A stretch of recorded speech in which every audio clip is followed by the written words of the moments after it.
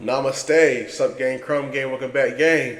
We're here to react to Invincible Season 3 Episode 8 finale breakdown by the guy Emergency Awesome, top dude. Him and New Rockstars, all of them, I'll be watching all of them, but I like watching him the most, me personally, because he gets into the spoilers as well.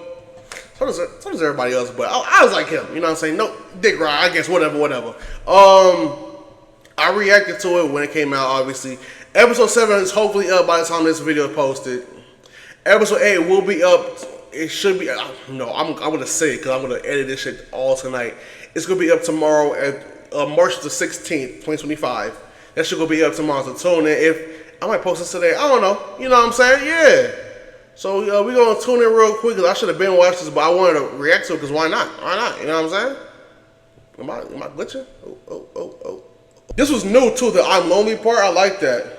I am so lonely. All the other Viltrumites are scared of me. Welcome back, everyone. You hear the JDM in that one. Full Invincible Season 3, Episode 8 finale video. There was so much stuff going on. The big conquest fight was just a small part of it. There's so much stuff down the road that they were setting up. His biggest fight so far, bigger than his fight with his father. Yep. And if you thought that this was a big deal, there's so many worse things coming for him and for Earth in their future. Exactly. So many more arcs that they have to adapt from the comics. One of the other most notable things about this episode is that it is the rematch of the century from The Walking Dead. We finally got Glenn's revenge after all these years. So I broke out my friend that The Walking Dead people sent me. They sent me a Lucille bat during the final season of that show. What? If you're brand new to the channel, be sure to subscribe to get all the videos. Robert Kirkman will also start talking more about Season 4 real soon, and I will do more videos when we get more details. Yes, sir. But the episode title was, I Thought You'd Never Shut Up, which is actually interesting because it's a reference to something that Invincible actually said to Dinosaurus during their fight in the comics. Completely different character that he winds up fighting, separate event beyond the Conquest fight. Don't know why they used that for the title of the Conquest episode, their big fight, if Dinosaurus was nowhere to be found in the episode. Right. Maybe we'll learn why they did this when we get Season 4, Episode 1. Like, I'm expecting that post-credit scene with Damien Darkblood to maybe tease something with Dinosaurus related. Because as far as I can remember, that Damien Darkblood scene with him in Hell talking to his lord about restoring his infernal throne in the Hell dimension was not something from the original comics. Right. Also, the next big cameo scene in the episode, some of you might have detected the voice here. The King of Hell here, this other demon that Damien Darkblood is helping, is voiced by Bruce Campbell, which feels like a huge Evil Dead Army of Darkness reference. Maybe Robert Kirkman, just a big fan of those movies. As he should be. Hopefully they do something bigger with that storyline in Season 4 and beyond, just because why would you bring Bruce Campbell for a big cameo like this if it wasn't going to turn into something bigger? Generally, though, all the Invincible episodes are either named specifically for comic book titles or lines of dialogue that people had in the comics. But even in the opening scenes of this episode, when they start to unleash on each other, you can tell where all the money for the animation went. Like, all the budget for the animation went to these last two episodes, particularly to this very last episode. So for those of you that were complaining that the animation was Lil Yachty, that's hard. This is where all the good animation went. Generally, their fight seems like it's meant to evoke mostly Superman versus Doomsday vibes. If you read The Death of Superman or you watched that in the animated movies, they've done a couple different versions of The Death of Superman. They even kind of got there in live action during the Zack Snyder era when he fought Doomsday in those movies. There's some people that were claiming that the original comic book fight here was inspired a little bit by Goku and the Z-Fighters against Broly during Dragon Ball in the 90s. I don't know if that's true. I've never heard Robert Kirkman talk about Dragon Ball, but that might be true. Generally, the Invincible comics take inspiration from both Marvel, DC Comics, and a lot of other things just beyond general comics like that. One of the other big changes, the episode starts with the title instead of having a cold open, and it's the same cycling colors of the title to denote the different versions of Mark from the Invincible War, which do show up later in the episode. We'll talk about them, the Rihanna marks. This time they end on the white and gray one to represent the colors of the Viltrumite military uniform that Conquest is wearing, and one of the other marks was wearing, who we can call Mustache Mark. But in the original comics, all the different marks are given funny variant names. But they come rushing out of the title at each other as if no time ended after the end of last week's episode, like it's meant to be one continuous fly at each other as their fight begins. Anissa would be telling you how the Viltrum Empire would turn this wretched planet into a utopia. You notice Mark is so pissed that the shockwave from their first impact destroys a ton of buildings in the area, and they also use this impact phenomenon later in the episode to show you when the fight really starts to get intense, when Mark really starts to unleash on him. So RIP, more collateral damage in the city. It's already been wasted, like it was destroyed before this. Now it's really destroyed because Conquest, during a lot of this part of the episode, uses Mark like a tool to just bludgeon the rest of the city itself. Damn! Like, I'm gonna damage all these buildings and I'm just gonna use you as my Negan bat. Make more Walking Dead, Negan, Lucille references, like he literally turns Mark's body into another version of Lucille, just damaging stuff all over the place because he enjoys it. Also meant to be a comp to his fight against Omni-Man in Season 1, when Omni-Man basically used his body like a cudgel and forced him to watch as his body was used to kill a whole bunch of people. This time, though, it's meant to be so much worse. There are a couple of characters in the episode that remark on that. This fight being so much more hardcore than his fight with Omni-Man, in referring to Conquest as being more powerful than Omni-Man. I don't know about him being more powerful than Omni-Man, but he's definitely more unhinged than Omni-Man. Like, he even talks about that later. There was a moment later in the episode that was not from the original comics, and most of the episode is meant to be ripped directly from the comics. Like, all the dialogue, the really, really big moments in the episode, mostly taken from that original fight. We'll get to those in a second. I'll point out the moments that were not in the original comic as we get to those, because there are a couple really, really important ones. The one I'm talking about specifically was when Conquest admitted the dark truth of his reality to Invincible before he was about to kill him. Like, confess your sins, confess your dark truth to someone, because they'll be dead soon. They won't be able to tell anyone else about it anyway. Right. There are a couple other key parts of the episode that were not from the original comics. There's stuff that they added, so I'll point those out as we get to those parts of the episode. Conquest getting real with him during their fight, that was just one of the better ones. Yeah. But early on in their fight here, the big thing is that Mark is still holding back. He still fundamentally believes that superheroes shouldn't kill people. So he's not just completely unloading on Conquest when he first comes. He's not really using 100% of his power, his abilities, which Conquest knows, and then spends the whole fight taunting him, trying to get Mark to unleash the beast on him, just because he's so sadistic like that. He's so lonely, and he loves the carnage. He brings up Anissa, also reminding you that she will eventually come back. Eventually, probably not till Season 4, maybe even Season 5. We'll see when they do that. That'll wind up being one of the next most controversial moments that people will be talking about. We know, oh yeah, one I of the know. Details here is that they use a lot of their fight for exposition, so Conquest is letting you know what he knows about what's happened recently just in the history of the show. Conquest was told by Craig that he gave Invincible his father Omni-Man's mission when they arrested him and threw him in that prison. It's your job now, or else conquer this planet, prepare it for the Viltrumite Empire, or we'll do it for you, and it'll be really, really bad. Anissa was meant to be the carrot in that equation, like she was being nice with him, if that's what you can call nice. For Viltrumites, yes, that's nice. Less nice the next time she shows up. Conquest, though, was meant to be the stick. He does not play games. As he says, he doesn't care about Earth. He just wants Mark to resist because he relishes the chance for a real fight, and he hasn't had one in a long, long time. So he just wants to thrash Mark all over the planet, basically play with his food before he winds up eating a bunch of people. Like, he literally tells Oliver, I'm going to eat you after this. So, like, that was not an empty threat. Crazy. He really would have done that if he hadn't been stopped. You notice that he has that mechanical arm. It is meant to be a bit of a comp for the Infinity Gauntlet in Thanos. It doesn't have Infinity Gauntlet powers, though. Like, it's just a regular prosthetic arm created by the Viltrumite scientists.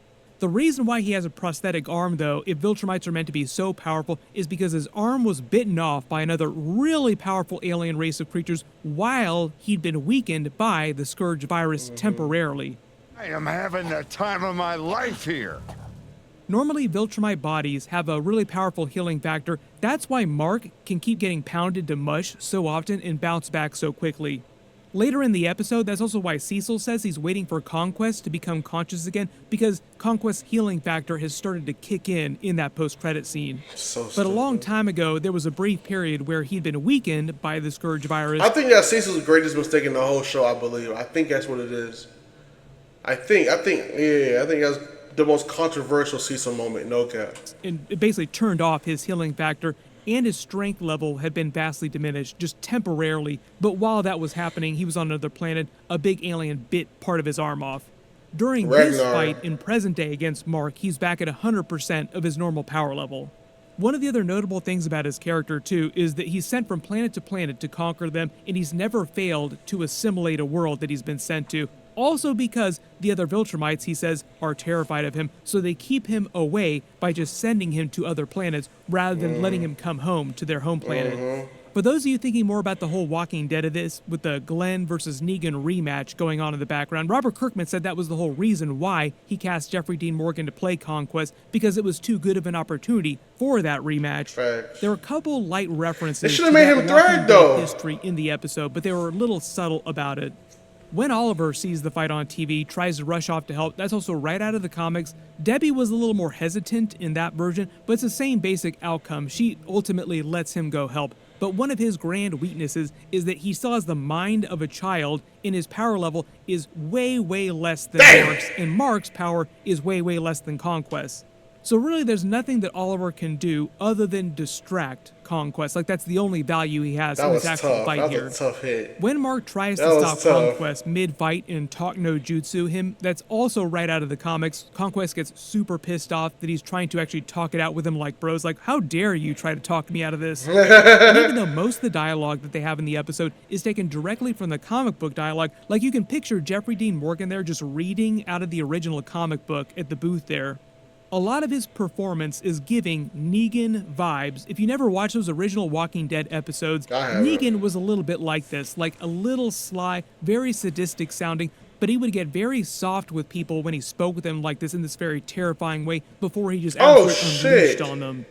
Part of me feels like Robert Kirkman was talking to him about doing this role and explaining him in a very Negan kind of way. Like, this is what their fight kind of goes down, like a lot like Negan's fights in the comics. Generally just seems like he enjoys the carnage the way that Negan enjoyed carnage on Walking Dead. Back at the GDA, we see Cecil's reaction to Conquest. When he comes to D.A. Sinclair, right out of the comics, he's in the middle of turning the marks that they killed during the Invincible War into upgraded God-tier Reanimen, which we can call Reanimarks. Like, the Reanimarks will be ready by Season 4. That's a really big thing in the comics, too. The whole idea is that D.A. Sinclair says that their bodies are literally so strong that they don't have the right tools to even cut into them to turn them into Reanimarks. Like, it's very, very slow going. But eventually he will finish them. There are a couple of jokes. They use a little bit of comedy during his scenes too. That's kind of what they used him for previously on the show, like dark, dark comedy. Eve becomes conscious again and learning what's happened, rushes off to help Mark with Conquest. The reason why her parents are surprised is because she hadn't told them that Mark was invincible yet. So earlier when they met Mark, they had no idea that he had powers. They just thought he was some regular dude. Conquest reveals to Mark that he met his father Omni-Man when Omni-Man was much younger, and when he says that he was executed before he left their home planet Viltrum, that's not true because we literally just saw Omni-Man escape and kill those Viltrumites. Yeah. I think the idea here is that Conquest didn't know that, but like Omni-Man said, their leader Thrag would eventually learn of his escape, learn what happened. The reason why they wouldn't spread word of that is to prevent anyone from learning their ultimate secret, that there were only 50 pure-blooded Viltrumites left in the universe. This is the Empire's most closely guarded secret. Technically a few less than that now because they literally just killed a couple of them in this escape. The idea though, is that not every Viltrumite always knows every single thing that goes on around the universe or gets told everything at the exact same time, the same way that all militaries everywhere are compartmentalized. Oliver then rushes in trying to help. Like I said, big problem, not as powerful as Mark, and Mark isn't as powerful. That little smile he does when he's like lighting, like that shit is so tough. That shit is hard, bruh. I'm fuck with that. Oh my god. Oliver then rushes in. Like I said, big problem, not as powerful as Mark, and Mark isn't as powerful as Conquest. So there's not really anything he can do to actually fight him, even if they were to team up against him. That nigga ate Punches shit out with that most one. of Oliver's teeth. Don't worry, they will grow back. Then proceeds to slowly rip his body apart, talking him through it in excruciating detail because he really is enjoying himself in the worst possible way. When he sees Oliver under threat about to die, Mark starts to lose it a little bit more, but hasn't quite hit that unhinged level that he gets to later in the episode when he thinks that Adam Eve has been killed. But at least at this point, he's slowly starting to let go of the limitations that he's placed on himself, which basically is what Conquest wanted. Like, give me 100%, give me what you truly are capable of. Cecil grabs Oliver, takes him to recover. He'll be fine eventually, which we see later in the episode. His body even regenerates a little bit faster than Mark's just because of the way his alien half works. They age so much more quickly, like they mature so much more quickly. That's so he true. regenerates more quickly than Mark would regenerate. Makes sense. But all Viltrumites, even half-breeds, do have a healing factor of some sort. This next part of the fight where he literally grabs Mark's head, though, and pushes him through the crowd, killing all those people, is a much more gruesome version of what Omni-Man did in Season 1 with the train. If you're talking about most unfortunate deaths in the episode, there were so many people that got killed through collateral damage. The dog was probably the worst. Like, you had to have him kill the dog. That is cool. That was crazy. On the grand list of unforgivable things that villains do in movies and TV shows, killing dogs is probably close to, if not at the top of that list. Yes, That yes, whole I twist agree. set up a whole franchise of John Wick films. Eve shows up to help, and even though she has a ton of tricks up her sleeve, their fight goes on like a little bit longer than it did in the comic book version. This is where they start adding some stuff that wasn't in the original comics. This is mostly to show you how much more she's learned how to optimize I'm about to her say, I powers. like They how give they her did much this. more of a fight than she had against Conquest in the comics. Exactly. She's gained a much finer understanding of how her powers work, which makes her way more powerful. Like, the more she understands how things work, the more powerful she can be. But her first part of the fight here is meant to be a parallel for Mark's fight against Conquest. Both of them, he and Eve, are holding back for different reasons. Why is Eve holding back? She's holding back because metaphorically, she has one hand tied behind her back. She can't alter biological matter, like she can't alter sentient matter. All because of limitations placed on her when she was created. The doctor who created her placed a mental block that prevents her from altering sentient matter. We briefly saw a version of that during the Adam Eve special episode, the big prequel. I did a whole video for it, so I'll link it below in the description. It was a great episode. They're going to be doing those Shorty prequel went episodes Super for other Saiyan. characters eventually too. But eventually she tires out, and Conquest literally runs her through with his hand, like literally was kills a- her, and she's slowly that dying nigga- as Mark rushes to her. Conquest is Causing him crazy. to absolutely lose it. This is where he really becomes unhinged. But one of the big twists behind her powers is that she's briefly able to overcome those mental blocks, the limitations, during times of extreme trauma, and dying is one of those extreme traumatic moments. So briefly, she gains access to 100% of her powers, uses them to completely reform her body, fresh as new, no scratches on it, and absolutely one-shots Conquest while she's barely conscious. That's how powerful she is. One shot Soloing is the raid crazy. boss while you're nearly unconscious. Almost dying was stressful enough to allow me to rebuild my entire body. But the other thing they reveal during this is that Adam Eve is functionally immortal, so when she gets close to dying, anytime she gets close to dying, she can overcome her limitations, the mental blocks, reform her body, making her functionally immortal. She can just keep doing this anytime she almost dies. There's a lot of other exposition moments during this fight too, where they give you a whole bunch of details and allude to other storylines that they'll pick up in future seasons.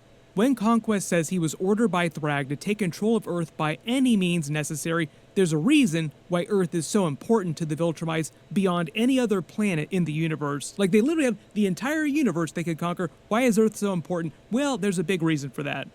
And a lot of it ties back to the Spoilers. Scourge virus arc in Omni-Man's side of the storyline, which we'll eventually pick up with in Season 4.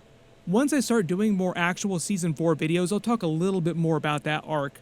But the whole idea is that this isn't happening just because Thrag is pissed at Invincible for rebelling against them. Earth was always of supreme importance to the Viltrumites. It's the whole reason why Omni-Man was originally sent to Earth as opposed to any other planet. Probably one of the best moments during their fight in the original comics too is here when Mark starts talking about the future storyline, like when he went to the future and saw what happened. All this dialogue is right out of that comic book version of the fight, like ripped right off of the page. You don't live to see tomorrow. So basically telling him you don't matter.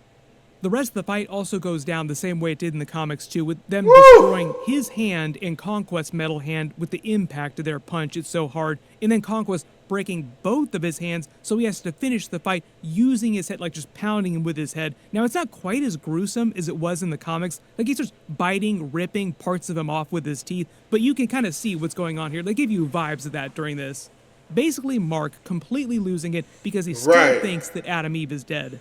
Him going This is the way his completely arms crazy is flaying also meant to around. be a parallel, Mark a is going callback crazy. to the end of season 2 with the Engstrom Levy fight, because it ended the same way, like he was ended covered in their blood. But that time he was horrified by his actions, as opposed to this time when he's finally come around and realized, no, sometimes I do actually have to kill. Yeah. Like I said though, Adam Eve eventually comes back to consciousness because of her powers, then fries Conquest. Invincible basically rips the rest of his limbs off, and that's the end of him. Like, he's unconscious, but he's not dead, even though Cecil lies to him later saying that he is dead. Remember, Viltrumites, very, very hard to kill. One of my other favorite moments during this fight, too, was when Conquest gets brutally honest with Mark. Like I said earlier, it's not something from the original comic book fight, but him basically admitting to him that the other Viltrumites are afraid of him, and it's made him super lonely. Like, I'm just so lonely for company because nobody wants to have anything to do with me. They think I'm so crazy. The monsters, Viltrumites are monsters, the monsters think that I'm a monster. Absolutely amazing performance from Jeffrey Dean Morgan. Yes. So even though there was a lot of criticism about his performance in episode 7, I feel like he did way better with his performance in this episode. There's So criticism? sad that he Of doesn't course even there get a is. regular name like Nolan. He's only named for his purpose. But the whole reason why he's telling him all these things, why he's being so honest with him, is because he's going to kill him right after this, Yeah. and he won't be able to reveal the truth to anyone else. So nobody will find out what Conquest That is was really hard. doing. Take it Or to at your least that's what grave. Conquest Oh, thought I was said, going to oh happen. my Then they god. basically slow all this craziness down to a halt with that nice reunion that he gets with Adam Eve. Like, wait, we're still alive. What's going on here? And then just promptly passes right out. Am I? Are you good? Cecil shows up with all the most powerful available heroes on the planet. The Guardians, a bunch of other heroes like Tech Jacket is here with them. He's super powerful. Capes Inc. heroes, Brit, takes them and Conquest's body back to the GDA. After he comes back to consciousness, Eve Just to let y'all know, Conquest would have killed all them motherfuckers easily. I'm glad Mark stopped Conquest before he would have killed all of them. Maybe Tech Jacket could have got something off of him, but like Conquest would have killed everybody there. Just pulled up. Monster Girl, Samson, yeah, fuck them. The whole shebang. explains how her powers work, and a lot of what she's saying to him about the mental blocks, the scientist, the creator, is stuff that they covered in that Adam Eve prequel episode. Basically, when she has access to 100% of her powers, she becomes one of the most powerful people in the universe next to the Viltrumites, basically like a living god. Yeah. We get a bit of a montage of a couple different characters. This is a lot like the end of previous seasons where they give you like a teaser for a bunch of different storylines that they'll pick up with in the next season. So all these moments are meant to be stuff that they'll follow up with in season 4. D.A. Sinclair has a bit of a funny moment with the Rihanna marks, joking about not having movie night because they need to finish all of them by season 4. The other Viltrumites that Cecil is worried about specifically are Anissa, Craig, Thrag, and basically their entire military know Craig or eventually. Thrag, But though. this is all stuff that will cross over into like many, many future seasons. When Cecil shows Mark Conquest's body and says that he's going to burn it, obviously it's a fake body. It's not Conquest's real body. He's alive. Cecil's keeping it's him a in that fake body? massive block of reinforced metal, basically like a giant building that's a giant bomb designed to blow up if anything goes wrong. Also, that he can guess. question him as soon as his healing factor repairs his head enough for him to become conscious again, so he can learn everything there is to know about the Viltrumite Empire. Everything here from Rex's funeral is right out of the comics, as is most of the dialogue and Adam Eve's reaction to all this. Immortal And and Kate wasn't there, were they? I don't remember. Wait, let me look back. Oh, they're right there. They didn't say shit. They just stood there the whole time. I forgot they were there. Not gonna lie. right out of the comics, as is most of the dialogue and Adam Eve's reaction to all this, and what happens afterwards. As is the idea that Robot changes his name from Rudy to Rex. So there are a lot of questions about this in Season 2, because we saw the older version of the Guardians from the alternate future. You have to remember that his body is a clone of Rex's, just in child form, so eventually he'll just age up and look like Rex. Yeah. That's who we were seeing at the end of Season 2. We were seeing Robot, but he was in the now adult version of Rex's clone body. And if you think that's a weird twist in the comics, that's literally the way it happens in the comics. Like, Robot literally just changes his name from Rudy to Rex. When they go home and start getting it on, play the music, the reason why their clothes start turning into that weird pile of goo is because Adam Eve's powers are starting to go on the fritz a little bit, acting unpredictably. That's a little bit of a teaser for a much bigger twist, maybe in Season 4, that we'll see. We'll see how they adapt that part of the storyline. Just a little tease for things to come, like more WTF moments. Then they have a quicker montage of the aftermath set to 9 Inch Nails. Nice song choice, love 9 Inch Nails. We see the Sequids in the sewers have survived, Shit. and they're slowly planning to attack again in Season 4. Aliens find Battle Beast amidst the frozen pieces of the Viltrumite's body that he was in the middle of destroying earlier this season. He's basically just gone into a form of cryo and comes out, so he's totally fine. Yeah. For all you fans of Battle Beast, there'll be plenty more of him in future seasons, and there is a new Battle Beast comic book that they just started releasing right now. I heard about that. A completely new storyline. Yeah. One of the tragic connections between Battle Beast and Conquest is that their storylines play out similarly, like their character arcs are similar, where Conquest becomes crazier and crazier the more planets he conquers and more dissociated, more feared by his original race of Viltrumites.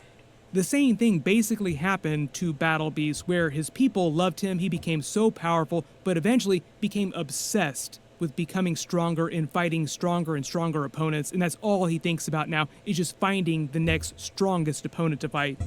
Then we get Mark's speech with Oliver, where he basically explains that he was wrong earlier this season about his stance on not killing, and now he's ready to kill the other Viltrumites when they show up. He's basically okay with doing whatever he needs to do to protect Earth, even if it does mean getting his hands dirty, so to speak. That's right. It's basically a callback to what Cecil said earlier this season when he said, we don't get to be both the good guys Or and the the guy guys that who save the world. world. You have Exactly. to pick one or the other.